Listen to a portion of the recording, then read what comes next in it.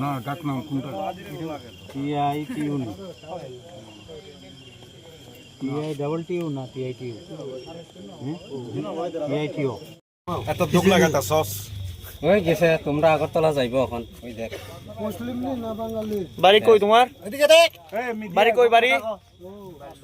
হ্যাঁ এদিকে যা, এদিকে যা। বাড়ি কোন জায়গা? আওয়াজ কম করো, আওয়াজ কম। বাড়ি কোন জায়গা?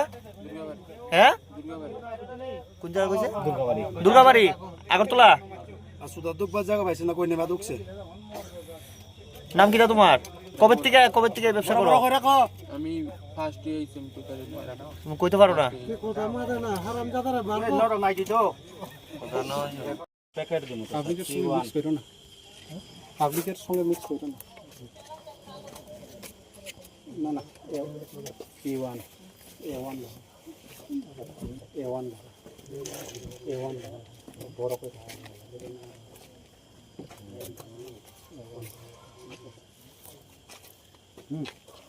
এই কলমটা দিলা জেল কলম হলে ভালো। স্যার এটা দিলেন? জেল জেল। ধরে একজন আছে রে, একটা লোক আছে না দেখু এটা দিয়ে দাও।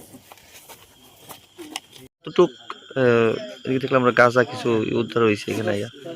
আজকে বিকাল বেলায় খবর পেলাম যে আমবাসা পিএসআর আন্ডারে ওই নাকাতে একটা গাড়ি দ্রুত বেগে তাদেরকে অতিক্রম করে আমাদের এরিয়া শৈলেংটার দিকে আসছে।